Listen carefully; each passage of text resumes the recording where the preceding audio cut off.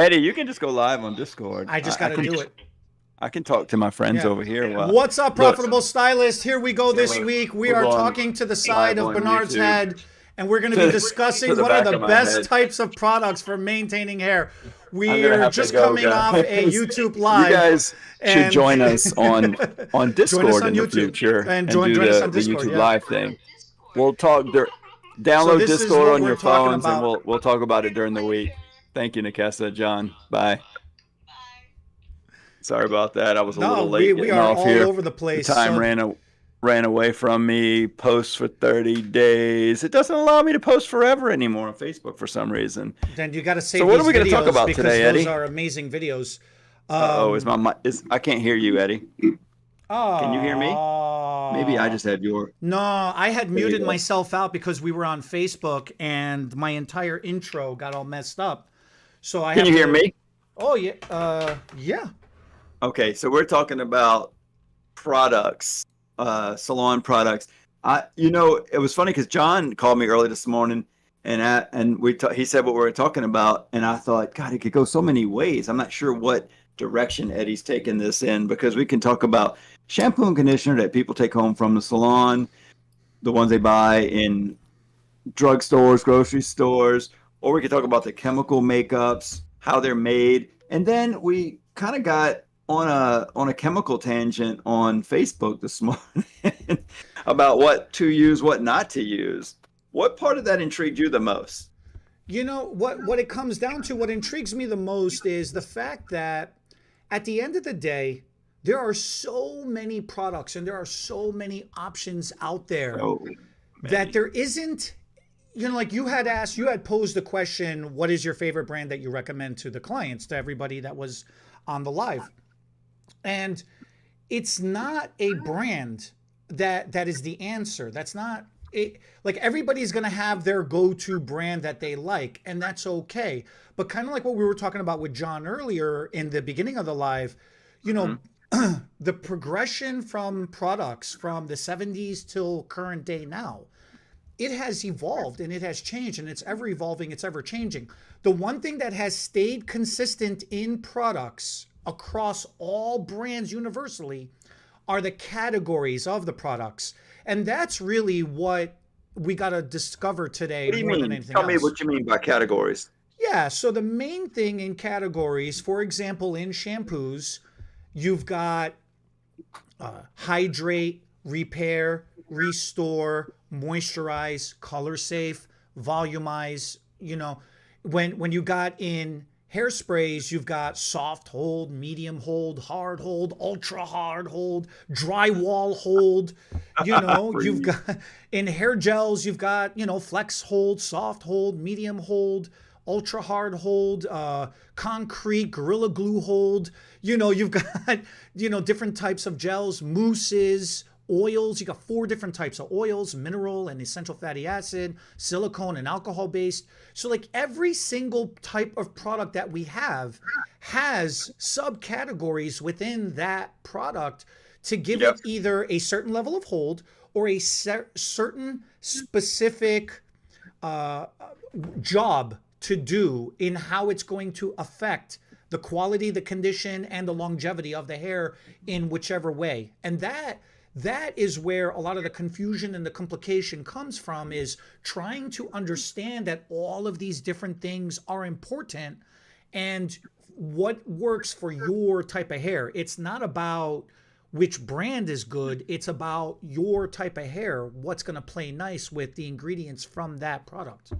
Let's use a real world example because it has always it's even confused me doing hair over 30 years, and I'm going to recommend a product to a client who's got colored hair or Mhm. highlights.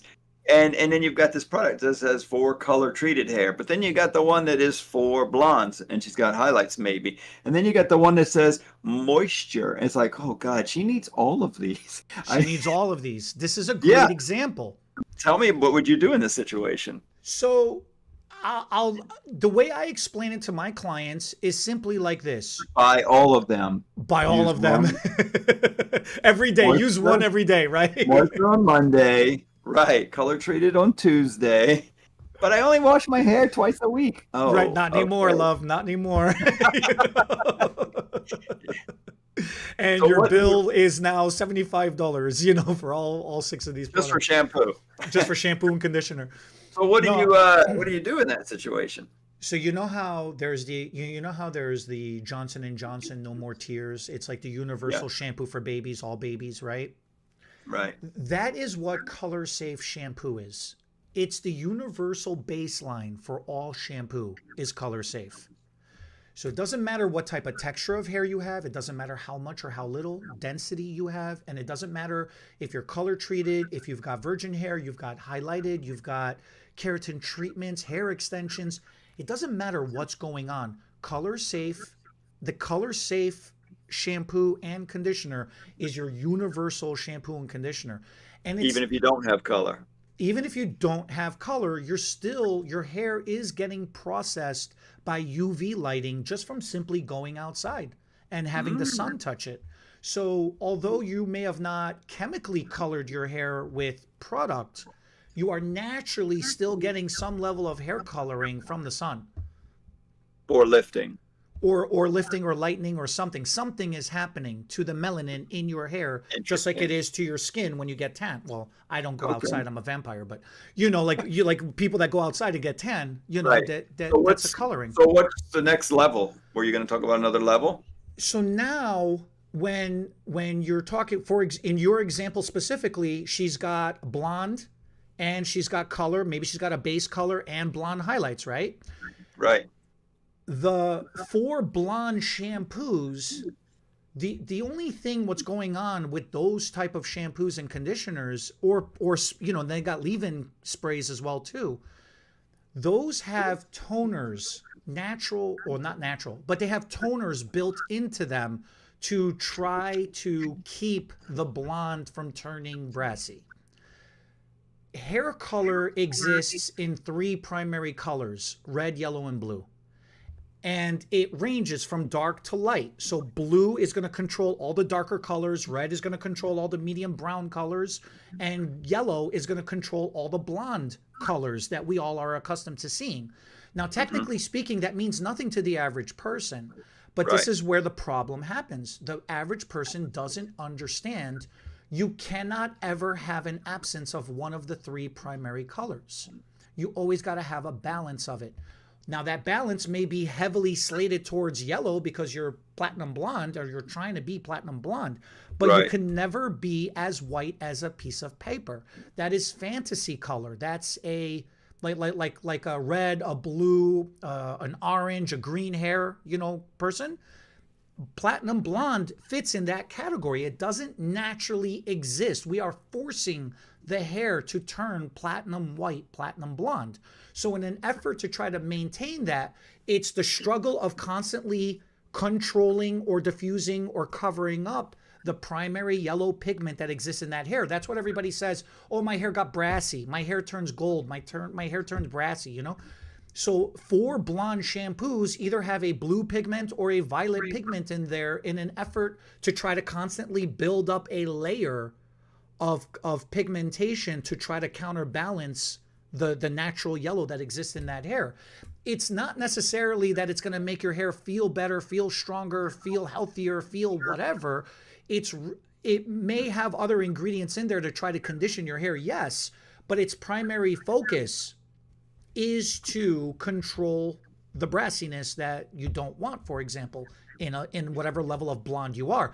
But it's still color safe. It's color safe, and additionally, it's focusing on keeping your hair blonde, you know? So it has a pigment in it usually. It's got a toner pigment in it to a certain degree, to a certain effect. And then your other example about moisturizing shampoo and conditioners, they're still color safe, but they're color safe. And in addition to color safe, they're trying to moisturize your hair. They're trying to add additional moisture into your hair to prevent it from dehydration, which will then Oh, turn the hair brittle and dry. well, isn't everybody that has color or bleach in that category needing moisture? Moisture and or hydration, and that's really the thing. So how I explain it is you drink water. Water is good for you, yeah? But water Yeah, doesn't have essential. water is It's essential. the It is. original essential oil. It's how you keep yourself, Yeah. moisturized, right? Right. But if you need to become hydrated, you need electrolytes. So now you need some kind of the whatever those little packets are that you break off and you put it into the water. Or you need Gatorade, or you need, some kind of specialty thing that's going to restore the electrolytes back to your hair to get rehydrated because now you've lost too much moisture. So moisturizing shampoo is good to maintain your daily levels. But if you're starting to get excessively dry, that's, hydrate and moisture became synonymous with each other, but they're not. They're completely two different things. And because it gets misinterpreted, a lot of people will start using one type of product, not see results, and therefore think, I'm just, this sucks. Everything sucks. Nothing works. And that's where you start running into, you see the memes all the time. You open up your cabinet and you've got 50,000 different types of, brands of shampoos and conditioners in there that all do the same thing, but every single one of those is the wrong type of category for your type of hair. So, is there a time when moisture is the better choice for highlights or color or bleach? Yes, because just because something is good for you doesn't mean you should overdose yourself and overdo it.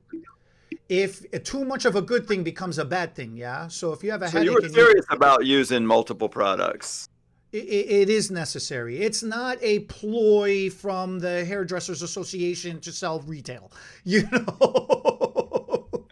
It's not some conspiracy theory that we're trying to sell product. It really. Sometimes you actually need multiple. And it's ever changing. It's ever changing. It's seasonal. It's emotional. Well, not emotional. Medical. It's physical. In the wintertime, there is not as much moisture naturally existing in the air. So you're going to dry out more. People, their skin dries out more. Their eyes dry out more. Their hair dries out more. That's in the fall and the winter months. It's a lack of natural moisture that exists in the atmosphere. Versus the summertime, it's actually the opposite. You don't want to over moisturize your hair in the summertime because it's already, then your hair is just going to be flat to your head because it's sopping wet. Or if you don't have moisture in your hair, that's where you see everybody's hair growing because it's reaching for the moisture that naturally exists in the atmosphere because it's thirsty. That's interesting. I want to ask you two questions one about shampoo, one about conditioner.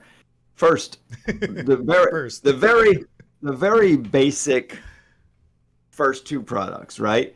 Shampoo, we on the surface think it's to clean our hair, I think, right? We've got sweat and oil coming out of our scalp, getting on our hair. We've got particulates settling on our hair. We've got products we put in to style our hair.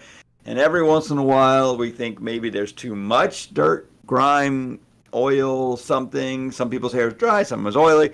So on the very surface, we are thinking we need to clean our hair, right? We put water on it, some stuff would come out and fall out. But we use shampoo for extra cleansing. I'm trying to be real generic here because I want you to go deeper and say, what else should we be looking for in a shampoo? I mean, obviously we're trying to clean our hair, but why are we not just going to the drugstore, buying any cleansing product, floor cleaner, dishwashing soap, all these soaps, bar soap. Many guys just use bar soap in the shower.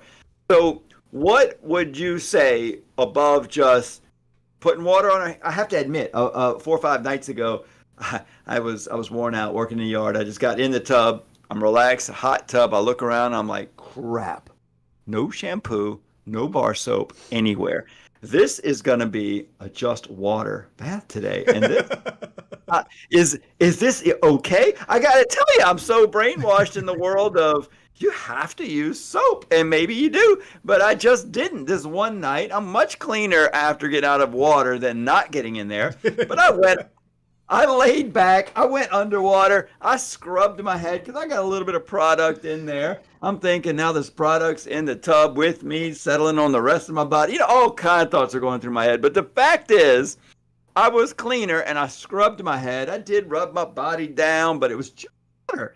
And I thought, well, this is the bare bare essentials of cleaning is water.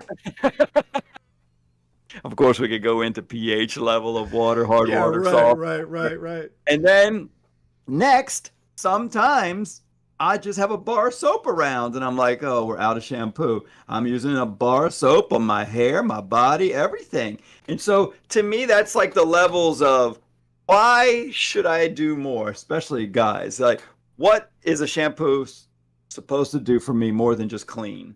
Okay. Take it away, Eddie. I'm going to answer your question, but to segue into my answer, I want to play something with you, okay?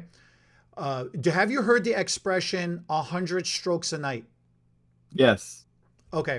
I'm guessing that was to bring the scalp oils out from the scalp out to the midstrand and ends of the hair. Is that And before that is they even correct. had shampoos and conditioners Anything else you can and think of detangle? what would be a benefit other than bringing the oils through the length of their hair? Any other benefit you can think of?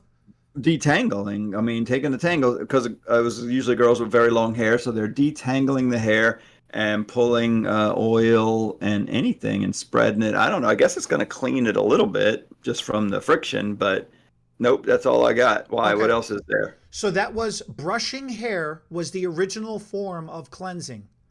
It was designed to do two things. Back then, people used to work in the fields just like you were working in the yard, and then they'd Oh, come in getting debris out of the hair, huh? and then getting the dirt, debris, like you were saying. You got product, you got stuff, buildups, and things like that. So that was one of the primary reasons, was to get all that off and detangle the hair. But then you alluded to it as well, to naturally the oils that is produced from our scalps, they were also that brushing sensation or that brushing action would draw the natural oils from the scalp through the length of the hair. And that was how they were conditioning their hair as well. The secondary action that was happening was they were stimulating the scalp by doing the brush strokes across the Mm, scalp. They were stimulating the yes. scalp. So shampooing, so now directly into answering your question about why shampooing is important and the Which different I levels. imagine would also get the dead skin This cells and is layers off of the scalp. buildups. This is the Yeah. thing. Just using water. Yeah, water is the natural. What do you say? The natural erodent. Like it'll take. It's the natural diluter, right? It'll break Right. things down to a certain effect. Soap soap and shampoos all are governed by the surfactant. The surfactant is the cleansing agent that is doing the heavy lifting. At what level and how aggressive is that surfactant is going to range between low end to high end or over the counter versus professional. With an over the counter shampoo, you're going to get a heavy surfactant and you're not going to get a lot of secondary ingredients that are going to try to counterbalance it out. So it's going to aggressively strip everything off your scalp and your hair shaft, but it's not going to do much to restore it back again. So it's just going to be a heavy stripper. When you get a professional shampoo, there's not the Hairdressers Association conspiracy trying to sell you products. Over the professional products, the reason why they're professional is because they have more gentle surfactants that can do the equal job of cleansing the hair enough to retain what natural oils and natural essential fatty acids and proteins and amino acids and all that stuff, not to rip all that off your scalp. And it has naturally other ingredients in there to naturally balance out your scalp as well too. So it's Not leaving just some stuff behind it's leaving some stuff behind and that preparing you the need. hair that you need. And it's preparing the hair to receive conditioner. Shampoo is step 1, conditioner is step 2. Because a lot of people skip conditioners because they don't want to weigh their hair down. They don't want their hair to get flat or heavy or blah, Exactly. blah, blah, right? Right. And that's not what that it's because conditioner is being improperly used is why that is happening. That is an effect. That's not a cause. Conditioner does not cause your hair to go flat or heavy. It's the effect of using it improperly or the wrong type of conditioner. So a shampoo is really designed for the scalp. And then you should just kind of run it through the ends. John was alluding to back then, it was like, oh, If it's sudsed, it was working. The more suds you had, the better it was Sulfates. working. He was saying that because we hear a lot about sulfate free, which we should Sulfate free. probably cover that a little bit here because we didn't cover it in this video like we did before. But I like what John said. I didn't realize that. I always hear Yeah. people say you should use sulfate free. And I always wonder what is so bad about sulfates. I mean, just because people say it, I don't just believe it. I need to know Yeah. the why. And The he was saying easiest. the sulfates cause the foamy bubbles, which is not necessarily a bad thing, right? The bubbles is not bad. The bubbles themselves are not bad. Again, it's cause and effect. The bubbles are the It looks effect. like a lot of fun. It's so much fun and it feels good, and you feel like you're getting clean. It's all psychological, it's mental. Right. But in actuality, what's happening is the more bubbles you see, that shows you, visually is showing you that surfactant is cheaper. Because suds and foam and the bubbles is just the excess of what your hair and your scalp is not absorbing, not reject. It's what it's rejecting. So the more you see, then either your hair and scalp is either already clean, or it's just a low end surfactant agent. That sulfate is not a good sulfate. So It's really the lather is what matters. professional brand shampoos do suds up a little. Do they have a little bit of sulfate in them? They do. They Or suds do other up. things suds up that are not sulfates? So don't confuse lather and suds. Those are two different things. A professional shampoo will lather really good, and it'll Okay. suds a little bit, but it'll lather really, really good. Okay. So bubble bath is all sulfate. It's all sulfate. Okay. It's all sulfate. There's no lather in a bubble bath, right? Those bubble bath bombs and stuff like that. Right. And it's like flowing over if you add too much water and too much sulfates in there. And again, it's fun. I'm not saying it in a negative kind of way like that, but it's not about the suds. It's about the lather. That's what matters. And a lot of things are sulfate free now, but don't be fooled. Just because it says it's free of sulfate, that just means they're substituting something else. And the more popular substitute nowadays is called sarcosinate. Which is not good also. It's better. It's not Sar- as aggressive, and it Say it lathers again. better. You don't even speak English that well. What did you say? And you said sarcosinate? Sarcosinate. Okay. Yeah, Okay. I can't pronounce certain words properly like everyday language, but when it comes to the ingredients, I practice so freaking hard to make sure that I'm saying the ingredients properly, So tell me about conditioner. This is where I want to go with it. Just kind of tell you, you've got conditioner, leave-in conditioners, and then these repair conditioners. And then when you get to the repair conditioner, this is the part that I never did understand. Some people say, what is it? It's protein and something else. They'll say, Amino acids. oh, well, I know that sometimes they'll say, oh, you need protein, and then they use it, and then the hair does worse. And they're like, oh, no, you shouldn't have used protein on her. That's just making it worse. You should have used, and I'm like, and what are these two different things? So you said shampoo was to set up the hair for conditioner.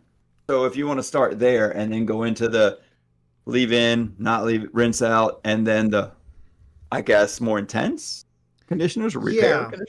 Yeah.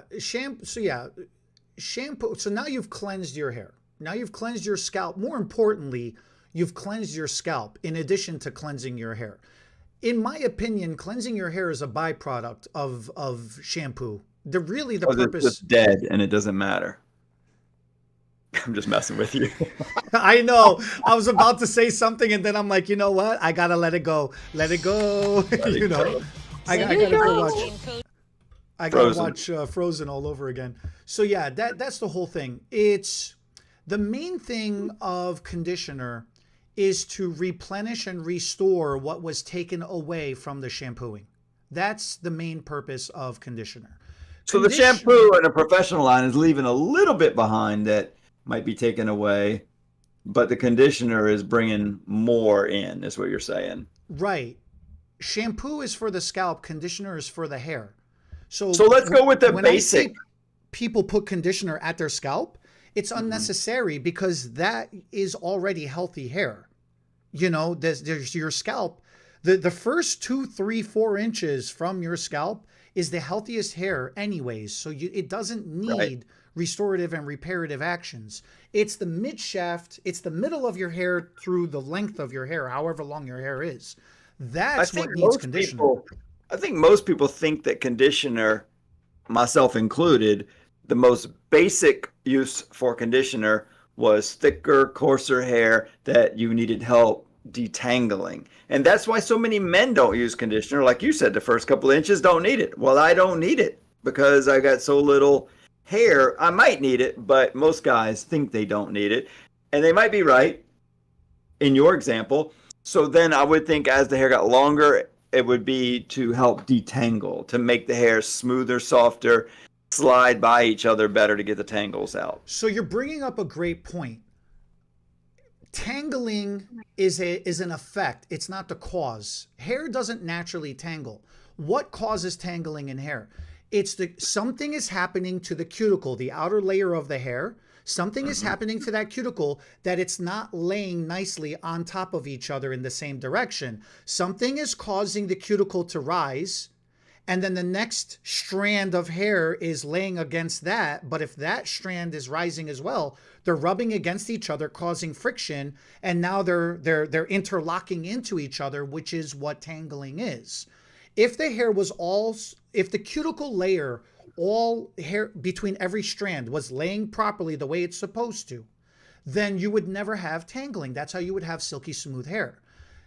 This is why conditioner is important. It's going to restore that condition, whatever is needed, back to that hair shaft to allow the cuticle to lay flat and lay nicely on top of each other, and to not cause friction in the hair so you don't run into tangling. Because you see, the biggest example I can give is you see little girls, and we all say, "Oh my God, I'm so jealous. Look at her beautiful, shiny, long hair, and it never tangles. It's always shiny, silky smooth." Because she hasn't done anything yet to that hair to beat the crap out of it. Or she's just young still. So she has the essence of youth. When as we get older, as we age, you start to lose the vitamins and the nutrients and the strength. Your body just breaks down. Your hair is part of that too. The longer your hair gets, the older it is, the more beat up it gets. And that's what starts running into problems, whether it's a lack of hydration or moisture in the hair, lack of protein or strength, or just breakage, micro abrasions throughout the hair. And those micro abrasions are snagging into each other, again, causing that tangling. This is why conditioner is so important. Leave-in conditioner. Oh, so conditioner in the shower is supposed to sit on the hair for about 3 to 5 minutes, if not longer. But most people don't go in with a timer. And a lot of people, especially myself, have no concept of time. So I think it's been 3 minutes. It's only been 10 seconds, you know? So and this is why we What's always, happening in those 3 minutes? your hair is like a fabric. It's carbon based. Even though hair technically is dead, it is still an absorbent material. So it takes time because there's layers to the hair. There's 3 primary layers to the hair. The cuticle is the outer layer, and that's what everybody talks about because Right. naturally that's what we can control the most.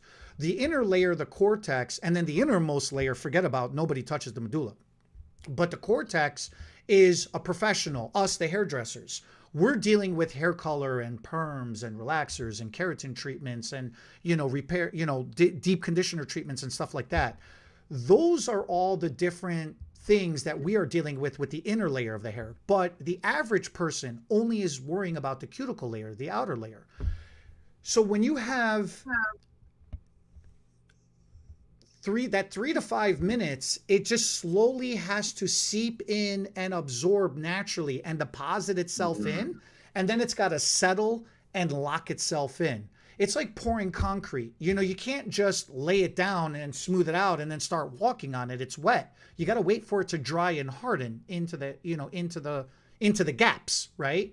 So that's what conditioner is doing. That's why that time is very important. It takes time. We don't use a lot of time. So then what we do is we get out of the shower, we start towel drying our hair, and a lot of people will towel dry their hair like this.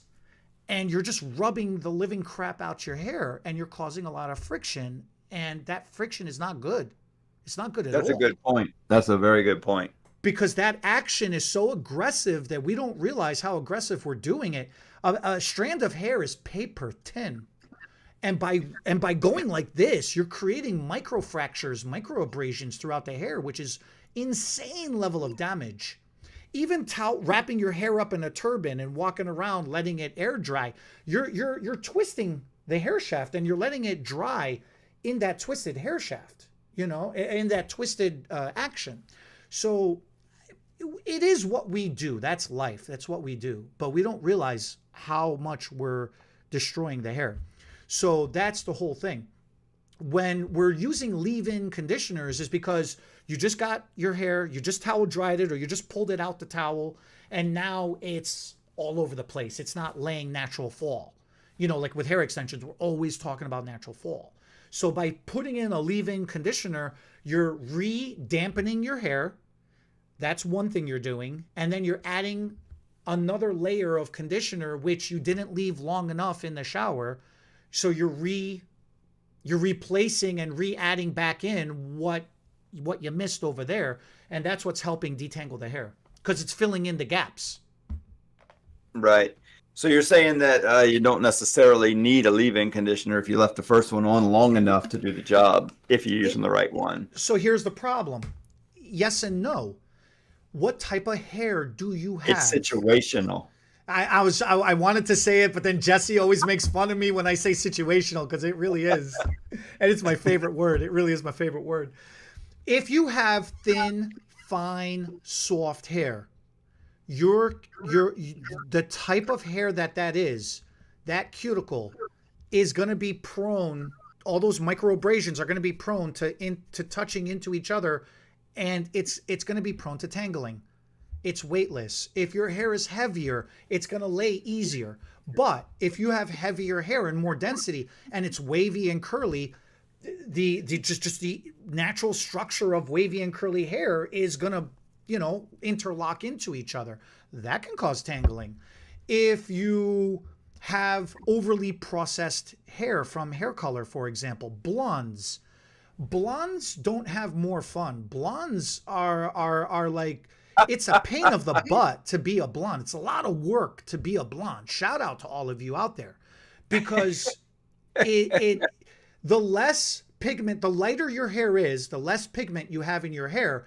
And pigment is a natural layer. It's a natural protection for your hair, and it helps your hair shaft lay more nicer. So that's why you see people with darker hair, especially like you always see the stereotype about Asians with their dark black hair, blue black hair. It's so shiny, it's so silky, it's so smooth.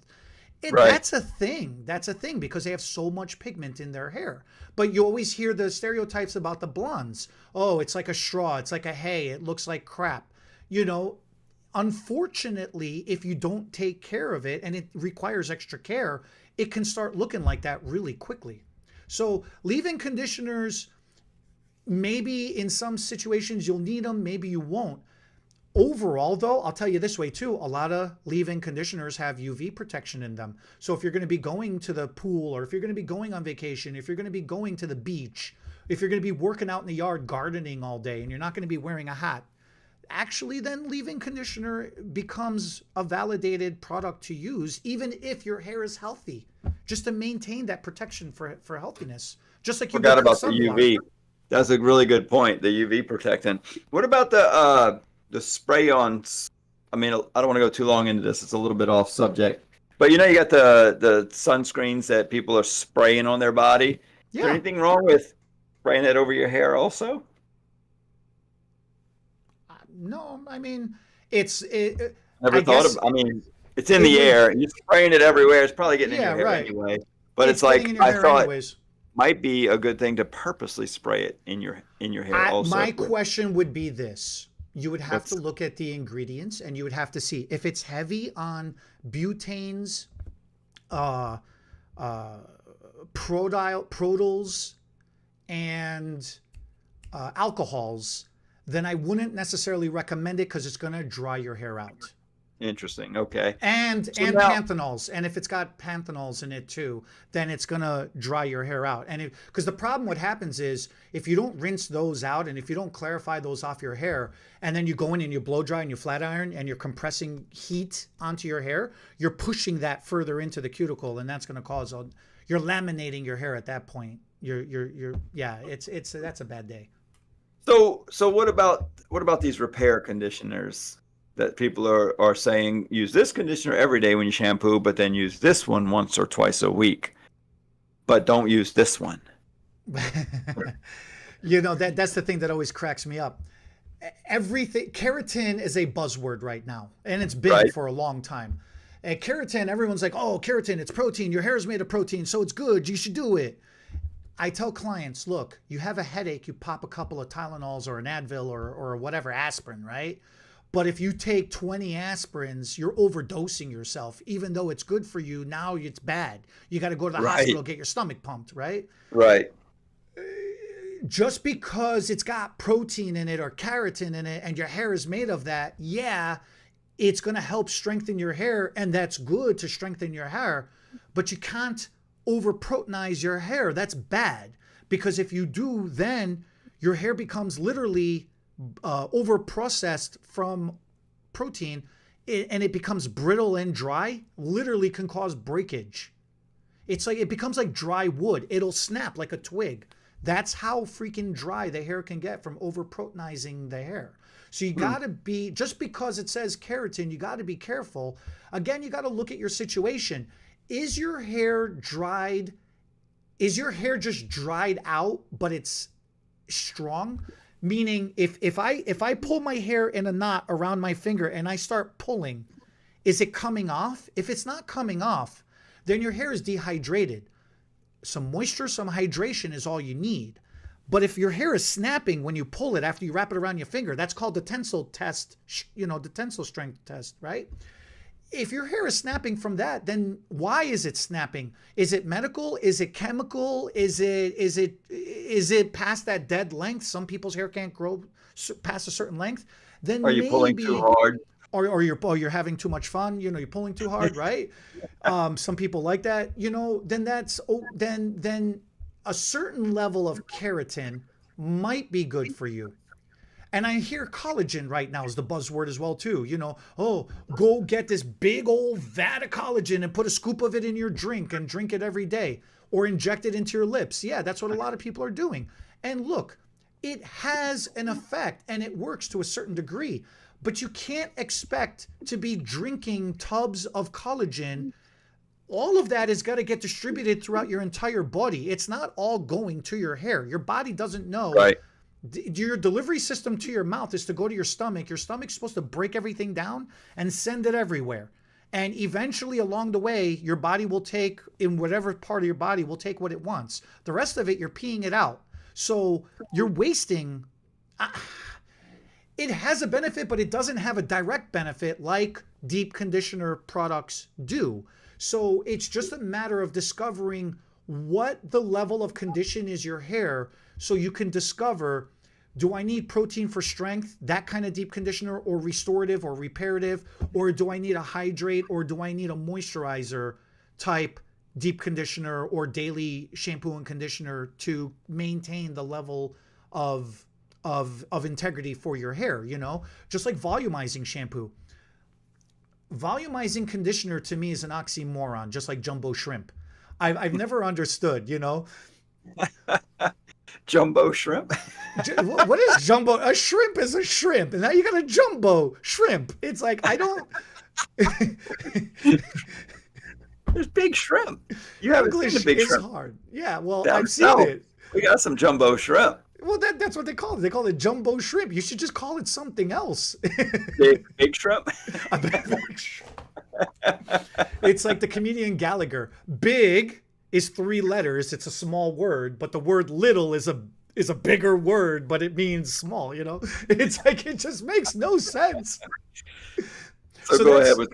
that's volume conditioner to me. Volume plumps your hair up to make it volume, to make it, fuller, right? But I've then seen volume conditioner shampoos. I guess there's a volume line where it would be shampoo and conditioner, and right? conditioner. So then conditioner is supposed to smooth your hair out and make it lay flat, but it's volumizing, so it's supposed to plump up the flatness. Like, I'm just having a little bit of fun, but it's a Right. thing, you know. So how does volume shampoo work then? Volume shampoo inflates your cuticle. So you must not really like it. No, no, it has its purpose. Yeah. It really does have its purpose. If Sounds like somebody, damage. it's It mimics. it's mimicking damage. It's It not does. Right. damage. It's mimicking Right. damage. And that's the difference. Now, if you've got thin, fine hair, or if you're starting to lose your hair and thinning out, what are you doing? Most people will start pushing their hair up and Mhm. spiking it, or trying to blow it out big, with Right. a lot of volume to try to cover up how they're thinning out. Well, a volumizing shampoo or volumizing products in general, mousses and root boosts and things like that, will help keep that hair lifted up, so your hair's not laying flat on your scalp and you're not seeing how you're starting to thin out, for example. It could be, good. Now in the South, you guys know better than anybody. How is the expression goes? The taller the hair, the closer to heaven, or something like that. Closer to God. Yeah. Closer Higher to the God. hair, closer So, to God. volume is a thing. Volume is most definitely a thing. It's not just everybody wants that sleek, smooth, flat hair all the time. So again, it's dependent on everybody's style of what they want, of what they're going for. And then, so repair, restore, keratin, moisture, hydrate, volume. What am I forgetting? For blonde. And then there's pigmented shampoos that fall into the Yeah. same category like the four blonde shampoos. They've Right. got browns and reds and different colored pigmented toned Okay. So shampoos. that was interesting to me. Tell me how this works. How does purple shampoo work? Because you're putting the purple shampoo in because you don't really want the hair to turn purple. You're counteracting the gold on blonde hair, right? So why doesn't it turn purple? But if you use the red shampoo, it actually turns your hair red. The that's usually the color. The main one is red fade, so people are using reds in their shampoo. But there is brown and black to add some pigment back to the hair as it slowly fades over time. But most of them are adding the purple. It's not really adding pigment, is it? All right. Without getting so heavy into the science, because that's a whole nother class in itself. Right.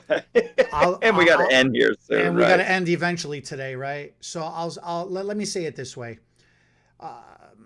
Let's say a scale from this side to this side, and then you got the center. So as we know on the color wheel, yellow is up here, violet is down here, natural or neutral is in the center. Okay. If you're heavily on one side and you use the corresponding complementing pigment from the other side, Hmm. it's supposed to draw them to the center to have balance. Right. If you're heavier off center one ways or another, it's the difference of looking brassy versus looking purple, violet, right? Right.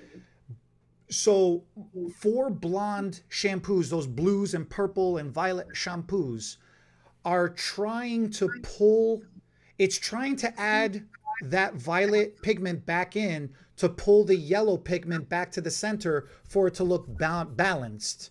So it could be a pretty blonde. With reds, you're trying to maintain a red. So you're not center. You're already heavy loaded on the red. And then that red pigmented shampoo is making sure that you stay past center into the red. So this is why it's always looking more red. I hope that is an oversimplified explanation and that makes sense. I think hairdressers will get it. I think the general public still, and artists, some general public are still going to be like, What did he just say? But that's okay. That's okay. That's the It works. simplest, that's the most Yeah. overly Yeah. simplified, generic way I can explain it, because it gets complicated really, as you understand and you know, it gets complicated real quick, you know? And like I said, that's a whole color theory program. I teach a lot of those, especially with my foiling class that I teach and my toning class that I teach. I go really deep into that, into the color wheel and how toning matters and highlighting matters. But yeah, that's the easiest way I can explain it. Well, this was good and fun. I think I learned a little bit about some of the products Oh, I've before we used finish forever. though, now gels are Oh, mainly hair gels are styro. mainly alcohol based.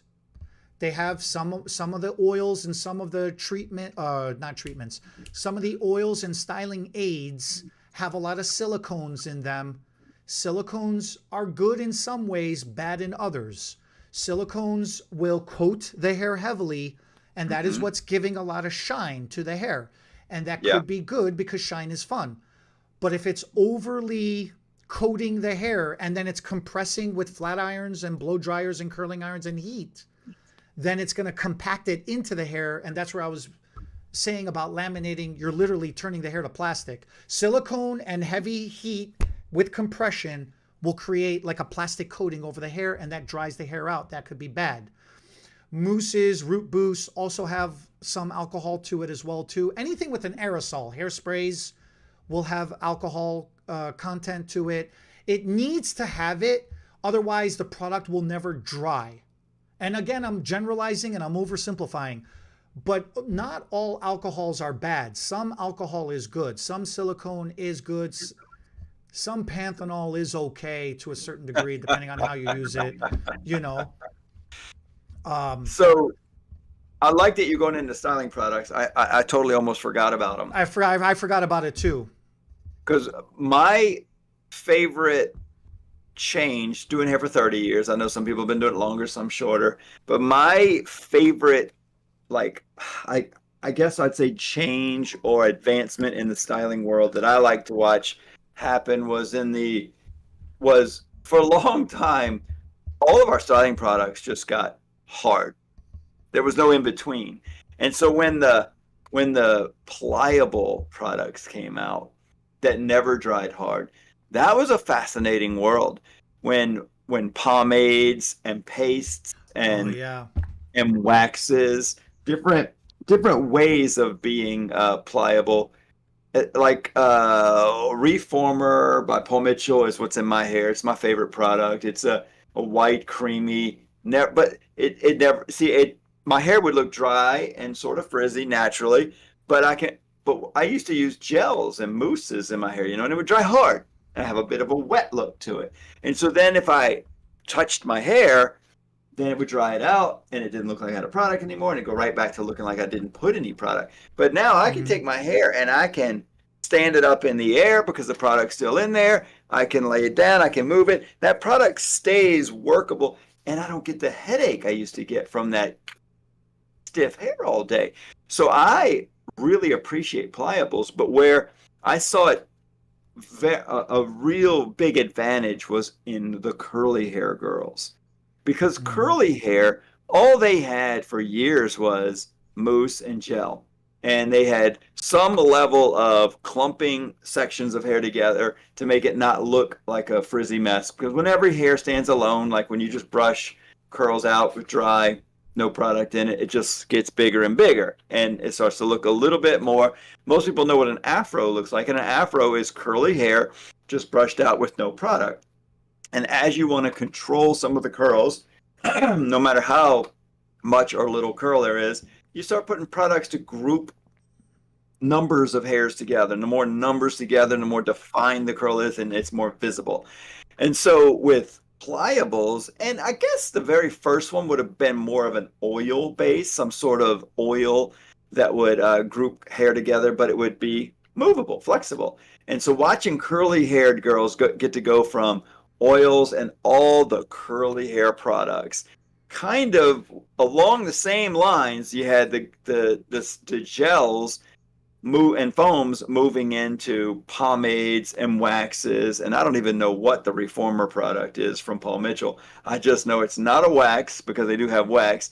But one of the coolest things that I thought Paul Mitchell did a good job with back in the day was when they came out with reformer, they came out with three of the hockey puck looking containers, you know, and they had the Barber's Classic, the reformer, and then the yellow lid. I don't remember what the yellow one is, but it was basically, I think the yellow lid came first. It was because it did a few things. One thing is it followed the eras of, like, my dad when he was a kid. They did the greaser, real glossy but flexible, because it Yeah. literally was motor oil at one point that they put in their hair way back when. I don't know. Did you know that? The greasers, That yeah. the greasers literally The used grease, greasers. motor Yeah. oil, petroleum jelly, and it was a very high glossy, like when you watch Grease, you know, it was a high gloss product that would go in their hair. It was flexible. It was probably the original flexible product, Right. but they thought they improved when they came out with gel, and then it would just stay, and they didn't have to keep pushing it back because it was falling. But then when they came out with the ones that are a little in between, like what I have, it will stay, but it will move, but then I can put it back. I know you are chomping at the bit to talk about this a little bit. You want to talk about No, it? I'm loving what you're saying because it completely makes sense. I love pucks. The pomade style Yeah. products. I Yes. absolutely love them because you're right. When I was younger, I literally used to put Elmer's glue in my hair because I had a mohawk. I And they're just, remember you said that. And does yeah, that come out easily? no, not at all. It sucked. It sucked. But I literally had a 3 foot tall mohawk. And it was the only way to get it to stand up and stay because gels, it was at the You time ever where heard of gels egg were white? getting softer. Yes. My buddy used to use So a egg friend of whites. mine. Right. So a friend of mine, I remember we were it was Mardi Gras. We were getting ready to go out to the parade, and he's like, "Oh, forgot my gel." And one of the other guys says, "I don't have any. What are you gonna do?" And he goes, "You have an egg." And I was like, "What?" I Yeah. wasn't I think I might have just started hair school, so I was so impressed. He took that egg, cracked it in half, and poured it back and forth to get just the white, get rid of the yolk, put egg whites. That was the hardest freaking hold I'd ever I seen. know. I It's liked it. crazy. It seemed organic. Not that we It cared seemed back way organic back then. until you start baking in the sun and then you start being stinky. I don't know. But, Yeah. So I want to finish yeah. the So Paul Mitchell one. the thing was, it's like, yeah, gels. Because until the spiker, I don't know if you remember, the spiker gels came out. That Oh was like yeah. that was hard. That was so hard. So then things started getting softer, things started getting harder, and then you started getting the flexible holds in between. So then when the pastes came out and the pucks started getting popular, like you said, there's the gloss, there's the matte finish, but then they also started making ones with the fibers in them. And like the ones where you would clap your hands and you just see all these little microfibers coming The out one of I it. use in my hair, yeah, you do like that. There's fibers in There's there. fibers in it, and those were like the memory things where you can push your hair in different directions and it'll go back and forth, and they're absolutely amazing. The thing with curly hair, especially Carmelina, you know how curly is her hair. I actually tell her to use a smoothing balm in her hair as a styling agent. So she'll get out the shower, she'll pat dry her hair, then she'll put a leave-in conditioner. She'll put a little bit of a smoothing balm in her hair. It's a daily smoothing cream from Keratherapy. She'll put some of that in her hair. She absolutely loves it. And that will actually help the curls lay flatter because it's smoothing the curls out, but it'll actually give definition. It doesn't make her hair flat. It actually gives her definition. Now she likes volume at her scalp, so she'll put a little bit of foam mousse for her scalp area, not through the rest of her hair. And then she'll blow dry it and make her hair big, but now the curls got definition in it too. So the expansion of products and how to use it has really changed. My main thing is this. I guess this is how I'll close off everything I got to say. You got to texture, density, and porosity is the three main things that matter in somebody's hair, in everybody's hair. Texture means your hair is either straight, wavy, or curly. Density means you've got a little bit of it, you got a decent amount of it, or you got a lot of hair. And porosity basically means the condition. It's either healthy or it's damaged or it's somewhere in between, okay?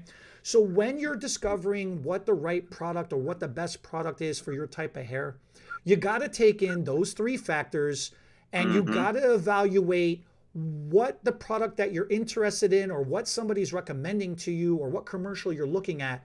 What is the purpose of that product? And does it fall in line with at least two of the three factors of texture, density, and porosity?